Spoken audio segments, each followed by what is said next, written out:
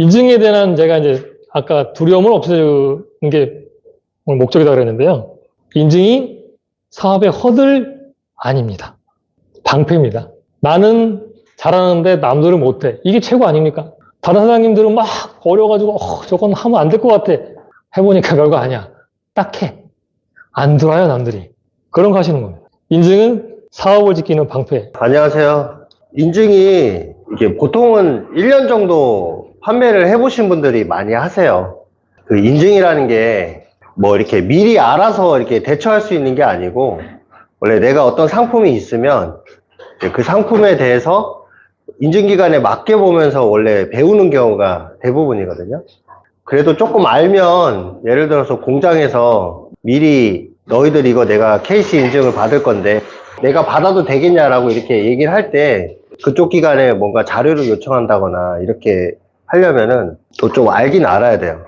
그 인증이라는 게 길게 하면 또 막 한 4시간, 5시간 다 할 수 있는 건데, 이쪽 기관에 조금 있기도 하셨고, 또 하이톰이라는 이제 유튜버를 운영하고 계시니까 그 저보다 좀 인증에 대한 게 좀 해박하신 또 전문가님 모시고 이론적이고 이런 것들 한번 들어보시고 한 1시간 정도 있다가 미리 질문 받은 것도 있고, 또 여러분들이 궁금해하는 거 비용을 좀 많이 낮춰서 기간을 좀 줄여서 할 수 있는 뭐 그런 또 방법들도 같이 공유해보는 그런 시간을 가지도록 하겠습니다. 네, 제가 소개해드릴 저희 하이톰이라는 회사는 이제 유튜브에 하이톰이라고 치시면 찾아볼 수 있고요. 그 회사의 또 부사장님을 모시고 강의를 한번 들어보도록 하겠습니다. 박수 한번 맞아주세요.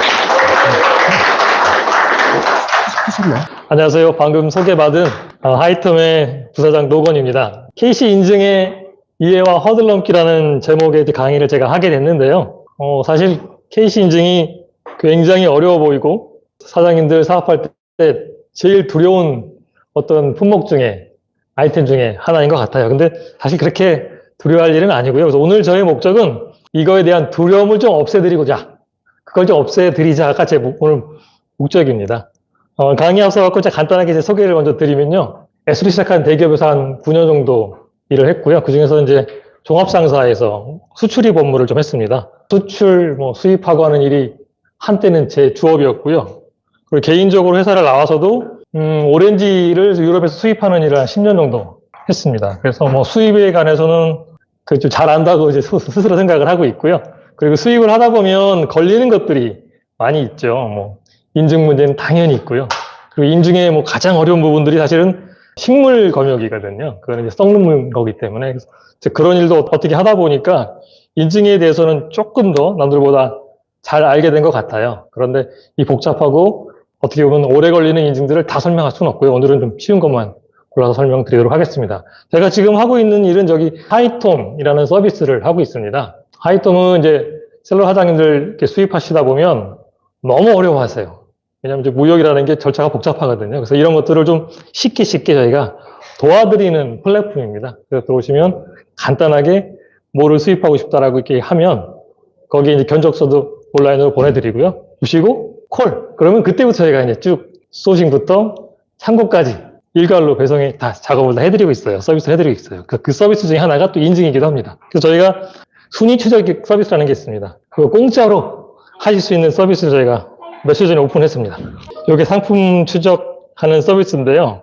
그거 돈 내고 많이 쓰시죠? 그 마케팅 하다 보면 내 아이템이 지금 검색 순위 몇 등인지를 알아야 되잖아요. 그거 모르고 계속 광고하시면 헛돈 쓰는 거잖아요. 그래서 그거를 알기 위해서 많은 분들이 이제 서비스 가입하셔가지고 쓰고 있는 아주 유용한 서비스인데요. 굳이 돈 내고 쓰셔야 되나? 사실은 좀 오랜 동안 개발을 했는데 이거를 그냥 무료로 풀기로 하고 며칠 전부터 서비스를 시작을 했습니다. 그래서 이 기회에 한번 보시고 괜찮으시면 쓰시는 게 어떨까 싶어서 알려드리는 겁니다. 상품과 키워드를 대한 없이 부족하고 있습니다. 바로 사용해보세요. 사용 방법을 알려드리겠습니다. 순위 추적 서비스를 사용하시려면 사이트에 가입되어 있어야 합니다. 사이트 사이트에서 회원 가입하신 후에 페이지 중간에 있는 순위 추적기 방법을 눌러서 설치 프로그램을 다운로드하세요. 다운로드한 프로그램을 실행하면 설치가 진행됩니다. 설치가 끝나면 꼭 로그인을 해주세요. 매일 컴퓨터를 켜시면 설치된 앱이 자동으로 순위 추적을 합니다. 그럼 순위를 추적하고 싶은 상품에 주목을 해보겠습니다. 순위 추적 페이지를 방문하시면 게시로 있는 몇 개의 상품이 분석이 되어 있습니다. 순위, 리뷰 수, 평점을 그래프로 누적해서 볼 수 있고 아래로 스크롤을 하면 등록한 상품의 데이터가 누적되어 있는 걸 확인할 수 있어요. 오른쪽 위에 있는 목록을 클릭한 후에 상품 추가 버튼을 누르면 상품 추가 화면이 나옵니다. 사장님의 네이버 스마트 스토어에서 판매 중 상품의 주소를 복사해서 입력하고 상품 추가하기 버튼을 누르면 됩니다. 다른 사장님의 상품은 공급이 되지 않고 내 상품만 등록이 가능합니다. 키워드를 추가할 수도 있어요. 키워드 추가 상세 버튼을 눌러서 키워드 추가 화면으로 들어갑니다. 스마트 스토어 상품명과 태그에서 추출해 놓은 추출 키워드를 선택해서 등록할 수 있고요. 직접 키워드를 입력할 수도 있습니다. 추적 키워드에 등록 개수의 제한은 없지만 5개 이내로 등록하시는 것을 추천합니다. 추적 키워드가 많아지면 순위 추적을 하는데 시간이 많이 걸릴 수 있습니다. 결과는 등록한 다음날 찾아보실 수 있습니다. 매일 컴퓨터에 프로그램이 순위 추적을 진행해서 그 결과를 보여줍니다. 셀러 사장님의 상품 순위가 매일매일 올라가고 싶어요. 사이트는 사장님의 상품을 인정합니다. 매일매일 올려놓고요. 순위가 올라가시는 거를 경험하셨으면 좋겠습니다. 이제 계속해서 이제 인증 강의를 하겠습니다. KC 인증하면은 이제 사실 굉장히 복잡하게 생각을 하세요. 그 KC 인증 자체가 정부에서는 단순하게 만들었는데 반대로 사실 복잡하게 돼 있습니다. 인증 중에 많은데요. 오늘은 이제 KC 인증하고 식검에 관한 얘기만 주로 할게요. 왜 KC 인증이 복잡해 보이냐면요. 마크만 KC입니다. 사실 예전에는 뭐 별별 인증이 다 많았거든요. KS부터 해가지고 이거를 복잡하다 그래가지고 마크만 KC를 붙이기로 한 거예요.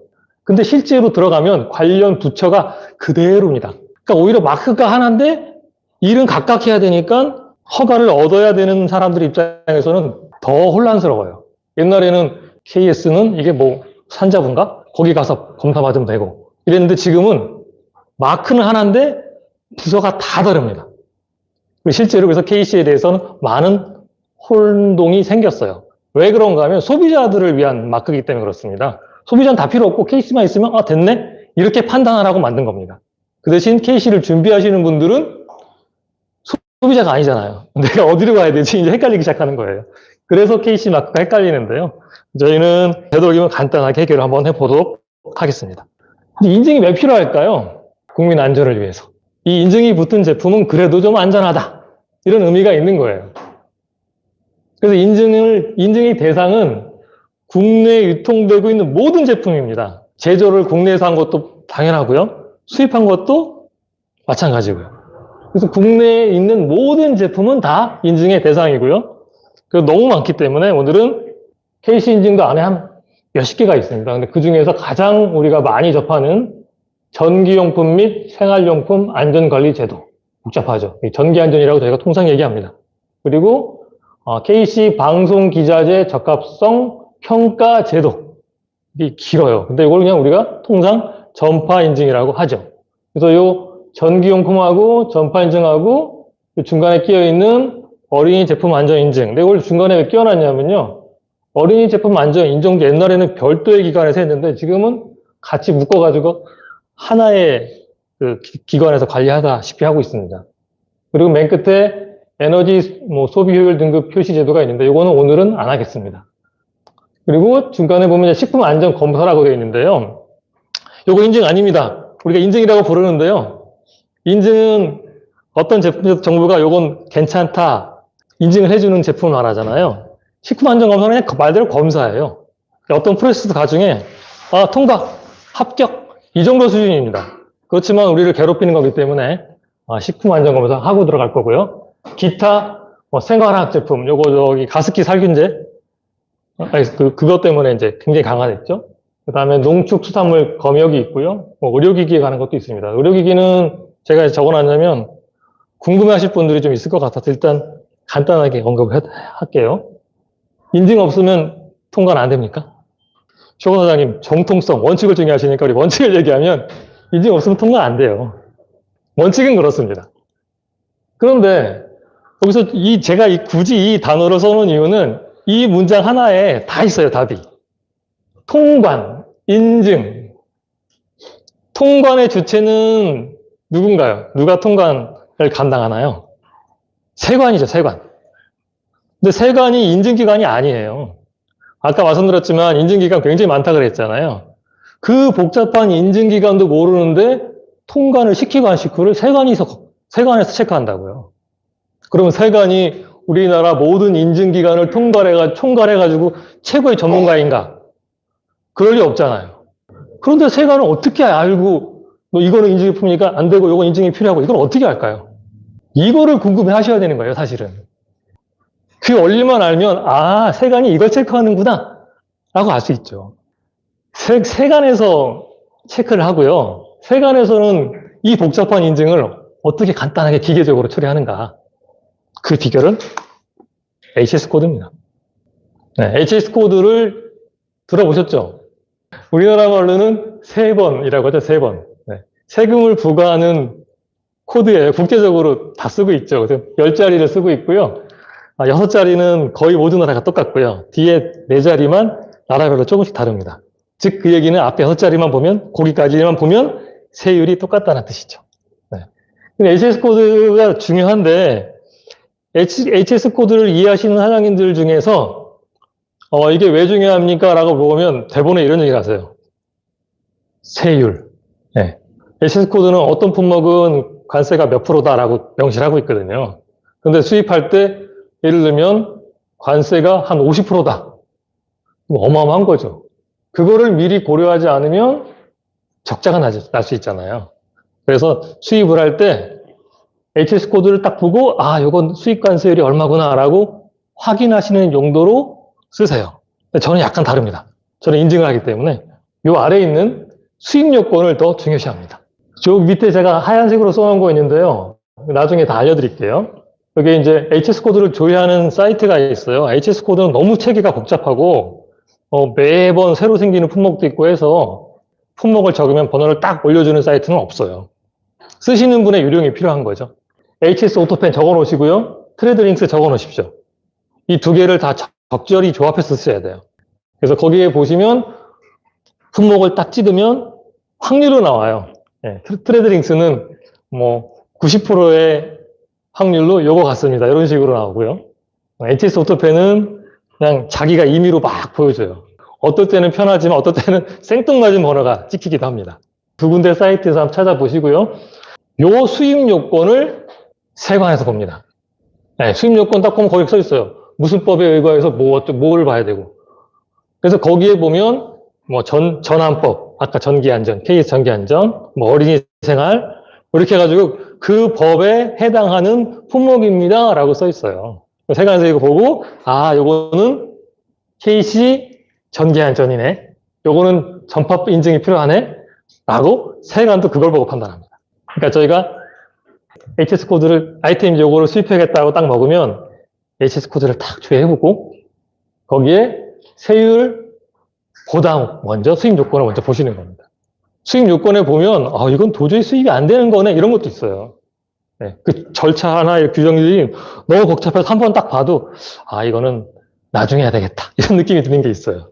그래서 그런 거는 한 번 정도 미리 스크리닝 하실 수 있습니다. 네, 그래서 이 수입 요건을 보면 인증을 해야 되는지 안 해야 되는지 일단 1차적으로 알 수 있다 하는 겁니다. 그렇게 HS 코드를 가지고 그 안에 있는 수입 요건을 보고 어떤 인증에 해당되는지 생각해 본다. 이게 1번이고요. 여기는 없지만 사실은 더 쉬운 방법이 있긴 하죠. 전화 1381 표준 인증센터라고 있습니다. 거기다가 전화를 하면 예를 들면 뭐 텀블러를 수입하고 싶습니다. 그러면 잠깐만 기다리세요. 그리고 해당되는 품목 담당자한테 연결을 해드려요. 그러면 이제 물어보면 요거는 식검이고요. 요건 무슨 인증이 필요하고요. 이 안내를 잘해줍니다. 이런 얘기는 사실 그 유튜브나 인터넷에도 많이 나와 있는데 실제로 주변에 물어보면 전화 가시는 분들 별로 없어요. 왜 이렇게 두려워하시는지 전화하십시오. 그거 알려드리고요. 식검인데요. 식품 검사는 말 그대로 검사예요. 검사. 요거의 주체는 식약처. 수입을 하게 되면 맨 먼저 누가 그런다 그랬죠? 세관에서. 세관에서 거르는데 세관에서 걸르기 이전 단계예요, 요거는. 세관에서 걸르기 전에 어떤 품목이 들어오면 사실은 두 군데 기관이 달라붙습니다. 식약처하고 농림수산축산부, 하여튼 이름 길어. 아니, 농림부. 약간 다릅니다. 하나는 식품이 이게 인체에 해가 있는지 없는지를 보는 식약처고요. 그 농림부 쪽 병충해가 붙어가지고 들어와서 우리나라에 쫙 퍼지면 안 되니까 위험한 병충해가 있나 없나, 말이라도 묻어 있나 없나, 요거를 체크하는데, 그래서 두 기관은 전혀 다릅니다. 농산물 수입하실 거 아니니까 농림부는 좀 잊어버리고요. 농림부 거를 우리가 검역이라고 합니다. 검역, 퀄런타인. 네, 그래서 Q로 표시하는 그쪽 건 잊으시고요. 우리는 식약처가 중요합니다. 식약처하고 친해져야 됩니다. 식약처 식품안전검사를 반드시 해야 되는데요. 식품과 법정 용어는 정통성이니까 우리는 쓰면 식품 등. 서류나 규제에 보면 식품 등이라고 되어 있고요. 우리는 식품이 아닌 식품 등을 많이 할 것 같아요. 이런 용기, 식품에 관련된 용기, 포장지, 포장재료 이런 걸 다 식품 등으로 표시하고 있습니다. 식약처에서 유해를 판단하는 필수 검사인데 주방용품, 식품 등이죠. 식기 및 컵류, 이것도 식품 등. 그 다음에 의약약품도 식품 등에 해당됩니다. 요것만 주의 깊게 보시면 되는데요. 저희가 중요한 건 돈이 얼마나 드느냐예요. 프로세스는 알아서 다 하세요. 우리는 사전에 이 품목을 딱 집었을 때, 이건 식권비가 얼마나 들까? 이건 너무 많이 들어갈 것 같은데, 요것만 알면 되는 겁니다, 우리는. 10만원 수수료 내면 친절하게 다 해드려요. 요게 이제 식검이죠, 당연히. 식검 대상이죠. 요 텀블러를 식검을 맡기면 비용이 얼마나 들까요? 원칙이 있습니다. 요 첫 번째, 내가 어떤 물건을 수입할 때 첫 번째 들어오면 정밀 검사라는 거예요. 식검에 두 가지 검사가 있어요. 그냥 간단하게 서류 체크하는 검사가 있고요. 실물을 다 뜯어가지고 재료별로 다 쪼개갖고 이게 유해 성분이 있는지 없는지 검사하는 정밀 검사가 있어요. 무조건 처음 수입하시면 정밀 검사라는 걸 하게 됩니다. 요것도 판단 잘 하셔야 돼요. 왜냐하면 인터넷에 떠도는 이야기들은 사실은 대량으로 수입하시는 분들에 관한 이야기들이에요. 이 텀블러 하나 재봤어요. 어저께 밤에. 200g 정도 되는데요.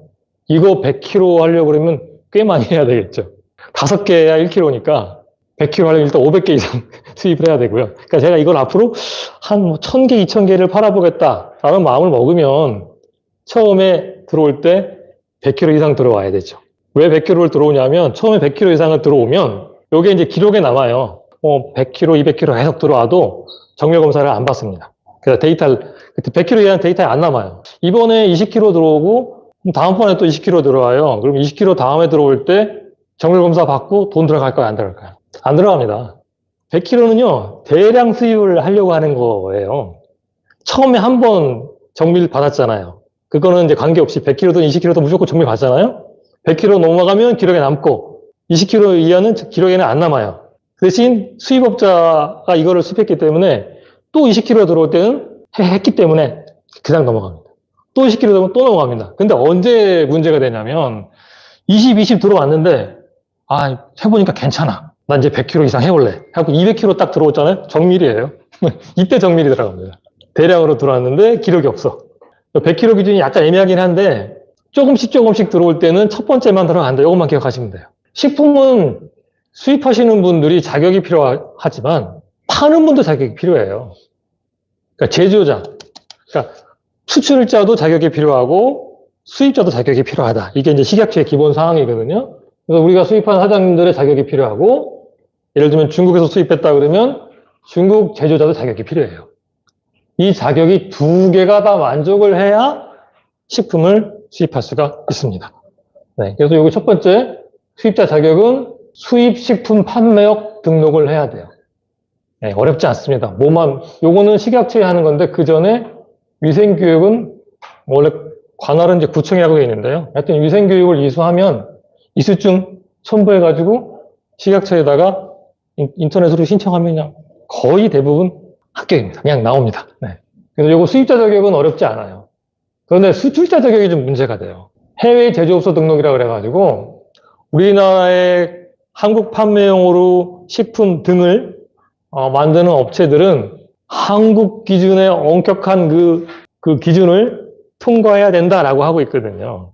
그러니까 당연히 필요한 게 공장 등록증하고 제조자 확인서라고 있는데 이거는 이제 양식에다가 제조자가 뭐라고 쓰고 서명한 서류를 얘기합니다. 근데 공장 등록증이 사업자 등록증으로 옛날에는 대처가 됐는데 요즘은 잘 안 되는 추세고요. 실제 공장인지 아닌지를 체크를 합니다. 저도 몇 번 실패해 봤어요. 거기서 공장 등록장을 해가지고 팍 줘가지고 식약처에 제출했는데 전화가 왔어요. 사장님 이거 제출한 서류 그 진본 맞습니까? 그래서 주는 대로 받았다고 중국에서 그랬더니 이미 저희 데이터에는 이 공장이 가짜라고 등록이 돼 있습니다. 실제 공장이 아니고 공장은 따로 있는 것 같고 이거는 그냥 유통자입니다. 유통업자는 제조업소로 등록이 될 수 없습니다. 이렇게 그냥 전화하고 지우세요라고 왔어요. 요즘은 지우세요 안 하고요. 바로 과징금 매긴다고 홈페이지 떠 있습니다. 들어가면. 창 하나 딱 뜹니다. 알고 했든 모르고 했든 제조업소 등록에 가짜 서류를 제출하면 벌금 얼마 해가지고 무시무시한 단어가 이렇게 떠 있어요. 그래서 제조업소 등록을 할 때 예전과 달리 요즘 좀 까다로워져서 실제로 그 업체가 공장을 갖고 있는 공장인지 등등을 확인해야 될 의무가 수입업자한테 있어요. 그래서 함부로 등록하지 말아라. 제대로 확인하고 등록을 해라. 수입자 자격을 요즘은 꼼꼼히 본다. 이 사항은 기억하시면 되고요. 요 두 개가 사전에 해야 될 일이에요. 요것만 해놓으면 그때부터는 식검은 대행하시는 분한테 맡기면 그냥 알아서 해드립니다. 근데 제가 아까 비용 뽑는 게 오늘 중요한 이슈라고 했죠. 사전에 비용이 얼마가 들어가야 되는지 알아내는 방법. 이렇습니다. 정밀검사에만 비용이 들어가고요. 서류검사는 몇만 원 수준으로 별로 안 들어갑니다. 정밀검사가 들어가는데 여기에 재질, 색상별로 검사를 합니다. 같은 재질을 할지라도 색상이 다르면 들어가는 그 화학물질이 다르잖아요. 빨간색을 내는 거하고 흰색을 내려면 염료가 다르기 때문에 그래서 색상별로 다 보는 거죠. 이 뚜껑이 이렇게 있는 이 텀블러입니다. 이 텀블러는 이제 돈은 얼마인지 모르니까 어떤 거를 검사를 받아야 할까요? 여기 퀴즈예요. 이 텀블러는.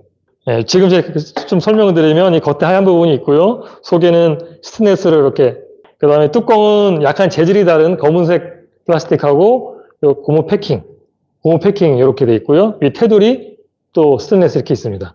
겉이 하얀색인데 요거랑 빨간 거랑 두 가지를 수입하기로 했다. 그럼 돈이 많이 들어갈 것 같죠? 기준이 입 담는 기준이에요. 이 하얀색은 입이 안 닿는다고 보는 거거든요.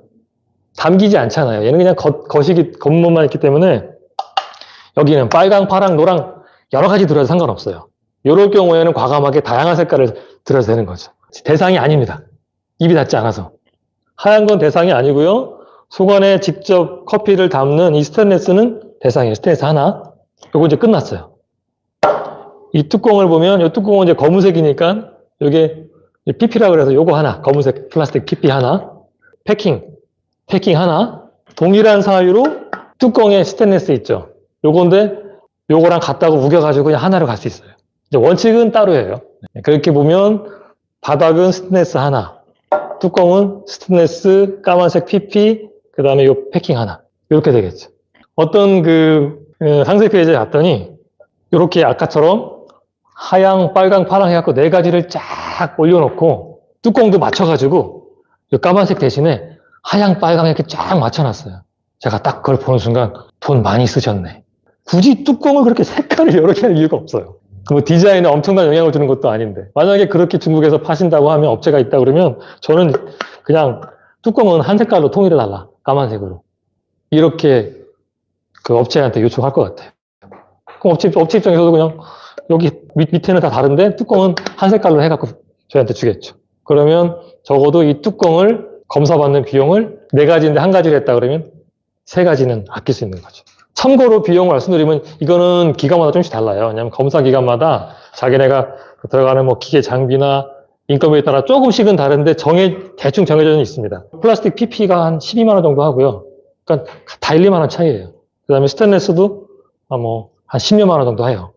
제일 비싼 게 요 고무입니다. 요거는 이상하게 비싸더라고요. 실리콘 이런 건 다 한 50만 원 가까이 됩니다. 요거는 지금 하게 되면 스테인리스하고 플라스틱 하나, 고무 하나 이렇게 해갖고 전체적으로 한 80만 원? 그 정도 될 것 같아요. 네. 식검은 딱 정해진 건 아니지만 그렇게 검사하는 재료의 숫자에 따라서 달라진다. 요거 기억하시고 검사하는 재료가 가능하면 상품성에 영향을 주지 않는다면 줄여라. 네. 사전에 준비를 해라. 수입자 자격 갖춰라. 그 다음에 제조업소 체크해라. 그러면 끝. 그리고 들어올 때는 되도록이면 검사 비용 좀 작게끔 해서 들어와라. 이게 유령입니다. 또 걱정하시는 분이 있어요. 그럼 가만히 있으면 식검 되나요? 식검은요, 이게 미리 인증받는 게 아니에요. 수입할 때 식검 받는 거거든요.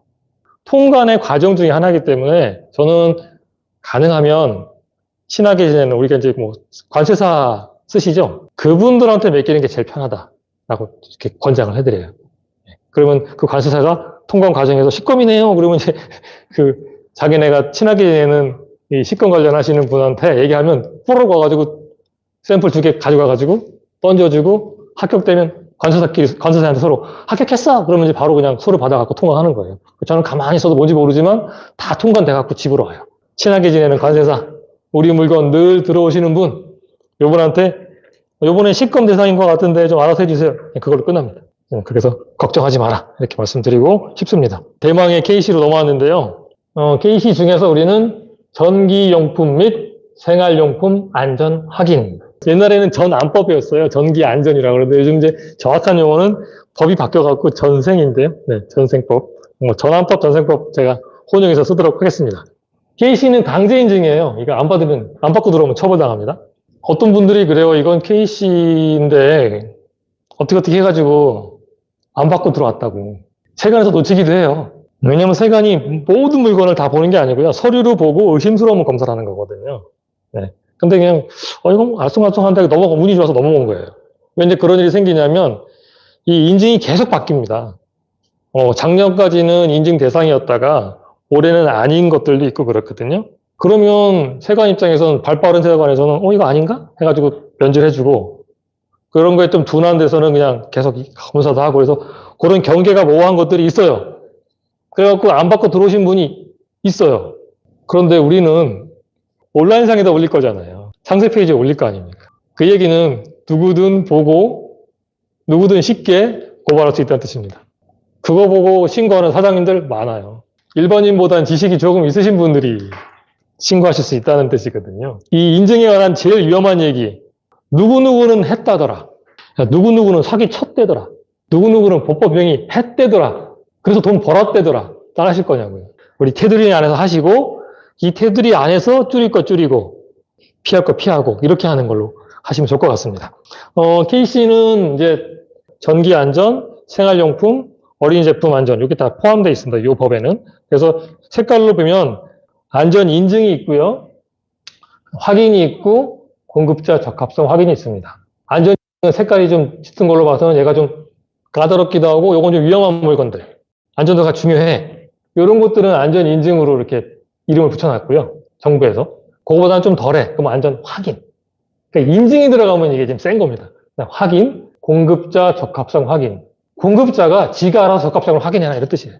네가 알아서 적합성 확인해. 근데 여기 약간 어편이 있어요.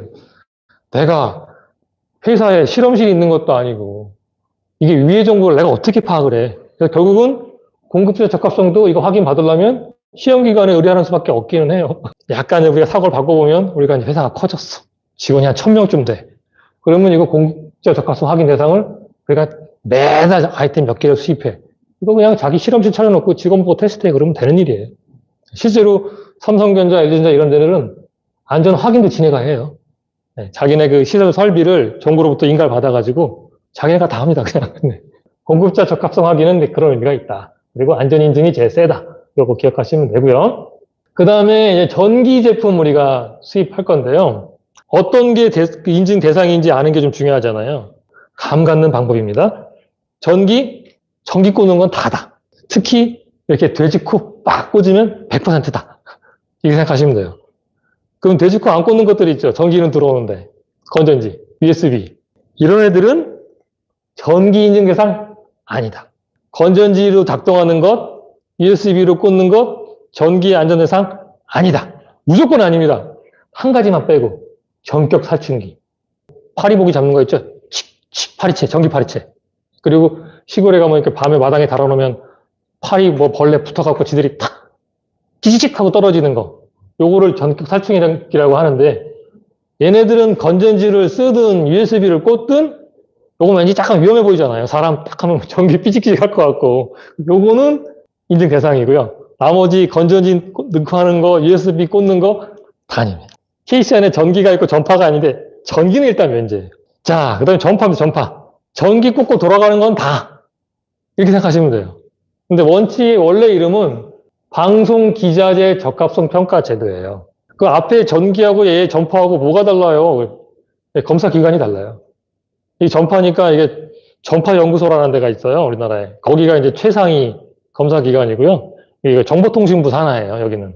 이게 부서가 달라요. 똑같은 케이시라고 이 이름을 붙여놨지만 전혀 다른 부서입니다. 그 법 적용도 달라요.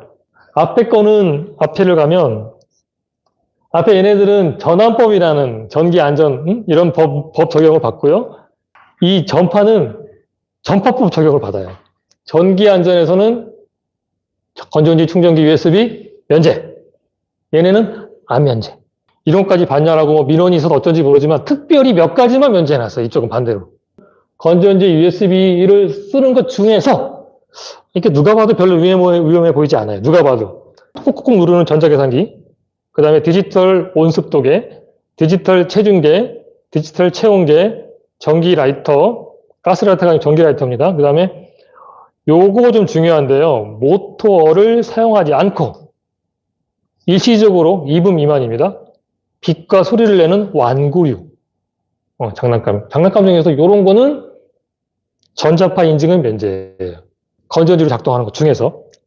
단순 조명기구, 온오프 기능에다가 뭐 조금 더 들어가가지고 이렇게 조명이 좀 밝아졌다가 흐려졌다 하는 정도를 할 수 있는 것, 그 정도까지. 이런 것만 비대상이에요.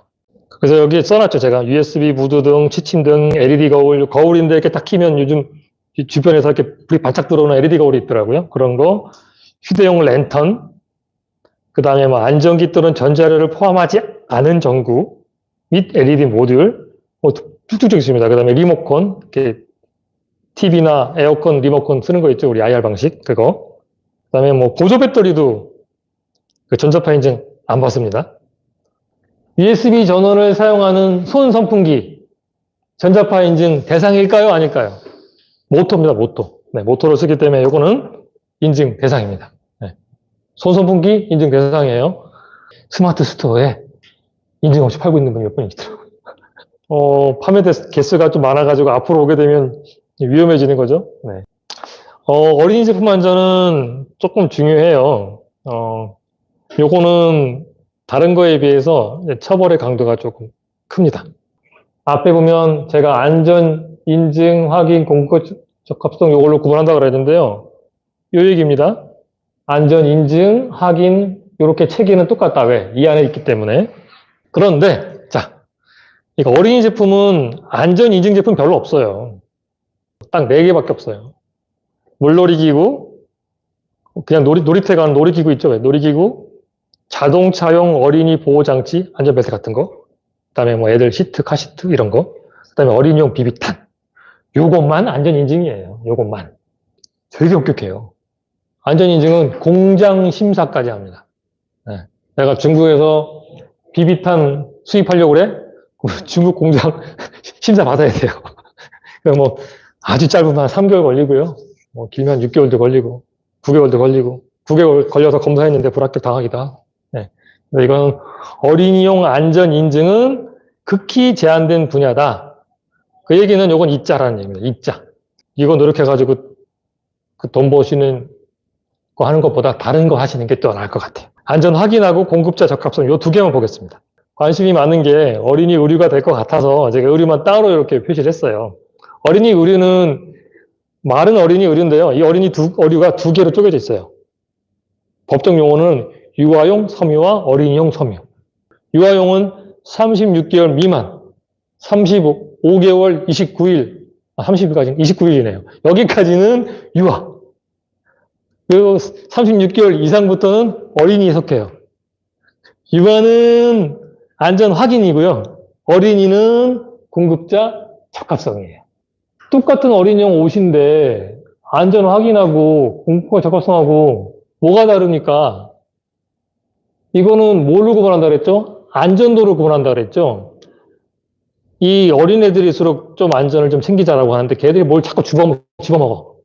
네. 옷에 달려있는 단추도 떨어진 거 있으면 집어먹을 수 있어요. 그래서 안전 확인, 어린이용 옷들은 이 원단을 검사하는 게 아니라 이 옷 자체를 다 검사를 합니다. 그래서 옷 자체에 붙어 있는 뭐 리본이니 뭐 단추니 이런 게 다 검사 대상이에요.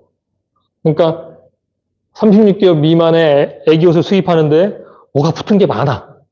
그러면 검사 받을 게 많아지는 거죠. 네. 단추도 색깔별로 여러 개야. 다 검사 받아야 돼요. 뭐 좀 보시면 백화점이나 이런 데 가서 보시면 알겠지만 36개월 미만의 유아용 옷 중에서 비싼 옷들은 비싼 이유가 다 있어요. 보시면 다 뭐가 붙어 있고 막 화려해. 네. 이런 건 비싸고요. 민자로 그냥 내복 하나 떨렁 있으면 좀 싸요. 왜? 샘플 하나 그냥 그대로 그것만 검사하면 되니까 붙는 게 없잖아요. 어린이용은 공급자 적합성 36개월 이상인데요. 요거는 제품으로 완제품으로 하는 게 아니고 그냥 원단으로 검사 받습니다. 그러니까 이 원단 하나 가지고 모델이 여러 개 나올 수 있죠. 네. 원단으로 하기 때문에 좀 검사는 간단합니다. 요런 게 또 있더라고요. 5% 이상 프린트가 되면 색상별로 검사. 이게 뭔 말이냐. 네. 원단에다가 우리가 이렇게 무늬를 넣을 수 있잖아요. 막 꽃무늬 넣을 수 있고, 뭐 자동차 무늬를 전체를 다 오로보로 박을 수도 있고 한데, 그냥 깨끗한 원래 원단인데 여기다가 로고를 하나 박았어요. 프린트. 근데 프린트를 이만하게 박아가지고 전체 면적의 5%를 초과했어. 요 프린트 염료도 검사해야 돼요. 네, 다른 원단이라고 보는 거예요. 그런데 같은 원단인데 완제품에 이렇게 조그맣게 5%만 프린트해야 돼. 그러면 그냥 하나예요. 그러면 프린트에 있는 로고 100번 바꿔도 상관없어요. 한 원으로 끝난 거죠. 네. 이런 게 있는데요. 이게 뭐 공급자 적합성은 공급자가 이게 적합한지 안 한지 확인하는 거라겠죠. 인증 번호가 나올까요? 안 나올까요? 없죠. 내가 이 상품 기준에 맞춰가지고 검사 기간에 맡겼더니 오케이야 해가지고 KC 마크를 붙인 거기 때문에 정부가 부여하는 번호가 없습니다. 공급자 적합성은. 간혹 가다가 이거 모르시고 카피 뜨시는 분들이 있는 것 같아요. 누가 봐도 카피. 공급자 적합성 해가지고 밑에 번호가 붙어 있어. 그러니까 안전 확인은 번호가 붙죠. 안전 확인하고 안전 인증은 나라에서 한 거니까 이때 번호가 몰라몰라 이렇게 써 있어요. 근데 공급자 적합성은 번호가 없습니다. 내가 하고 기준에 들어갔어요. 이거예요. 네. 인증에 대한 제가 이제 아까 두려움을 없애는 게 오늘 목적이다 그랬는데요. 인증이 사업의 허들 아닙니다. 방패입니다. 나는 잘하는데 남들은 못해. 이게 최고 아닙니까? 다른 사장님들은 막 어려가지고 저건 하면 안 될 것 같아. 해보니까 별거 아니야. 딱 해. 안 들어와요 남들이. 그런 거 하시는 겁니다. 인증은 사업을 지키는 방패. 저는 이제 오렌지를 수입을 해왔어요. 스페인 오렌지를 하시는 분들이 우리나라에 별로 없어요. 우리나라에 들어와 있는 오렌지는 다 미국 오렌지잖아요. 미국 오렌지는 좀 쉬워요. 그 미국이 이제 형님 나라라 그런지 검역이나 뭐 이런 게 다 좀 널널해요. 우리나라가 전 세계에서 오렌지를 가장 많이 수입하는 나라입니다. 미국 캘리포니아 오렌지의 뭐 한 90% 가까이를 막 우리나라가 이제 제1 수출국이에요. 오렌지 수입 안 하면 캘리포니아 오렌지 농민들이 그냥 바로 굶어 죽습니다. 네, 여기 외교 문제가 생기죠. 그런데 이 검역을 까다롭게 하면 당연히 안 되겠죠. 그러니까 우리나라에 들어와 있는 오렌지를 수입하시는 분들은 검역이 어려운 걸 몰라요. 근데 스페인 오렌지는 검역이 겁나 까다롭습니다. 근데 요즘 달러가 이제 1,400원대를 넘어섰잖아요. 유로는 아직도 1,300원대. 달러가 지금 보니까 1,400원에서 왔다 갔다 하는데 엄청 올랐다는 거잖아요. 그러니까 유럽 오렌지를 수입하고 싶은 거예요. 가만히 유리 거만 수입하면 10% 절감이야. 다 포기. 왜?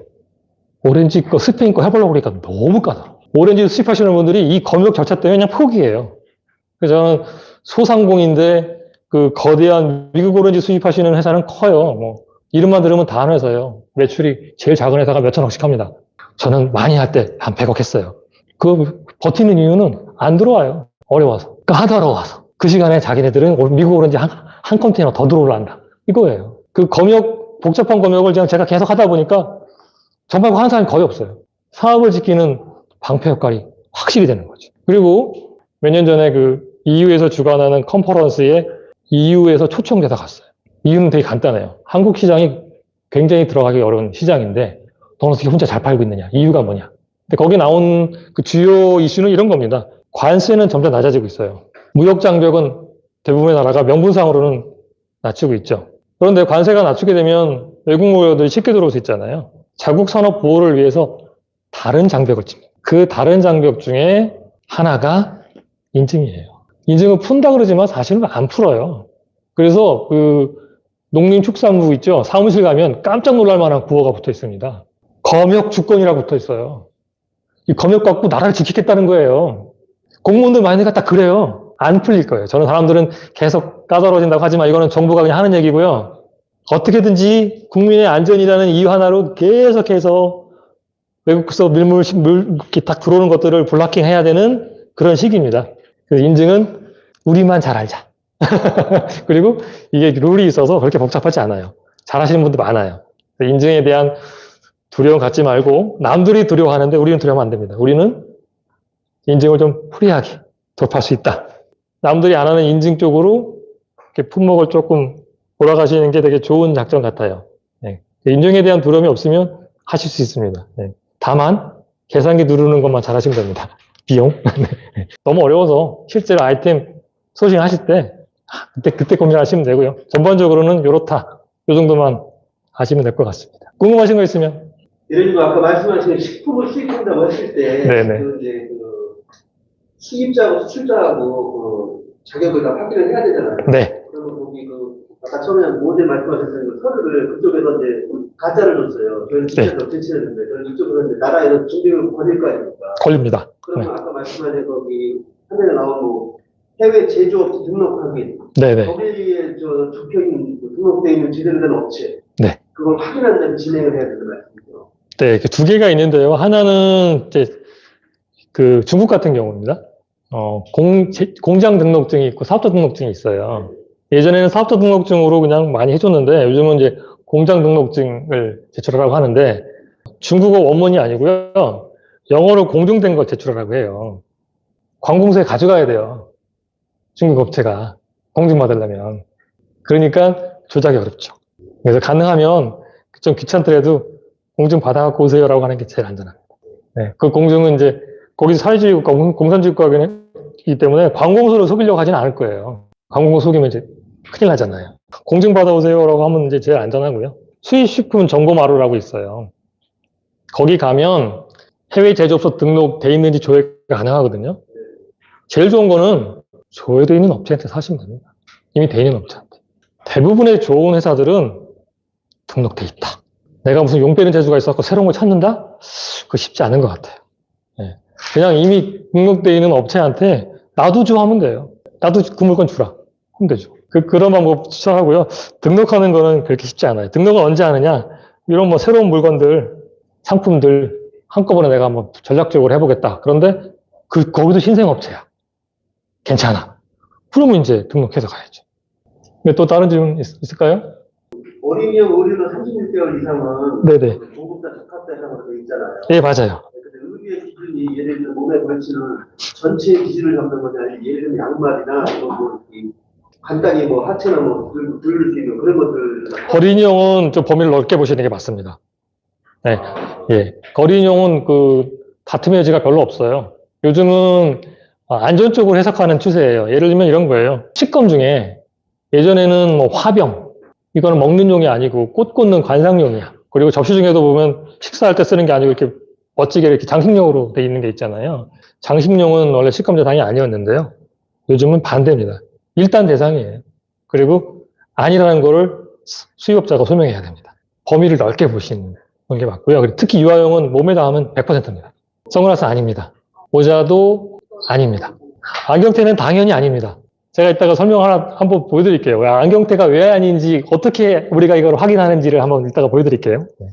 오늘 준비한 인터넷 강의 여기까지 하기로 하겠습니다. 감사합니다.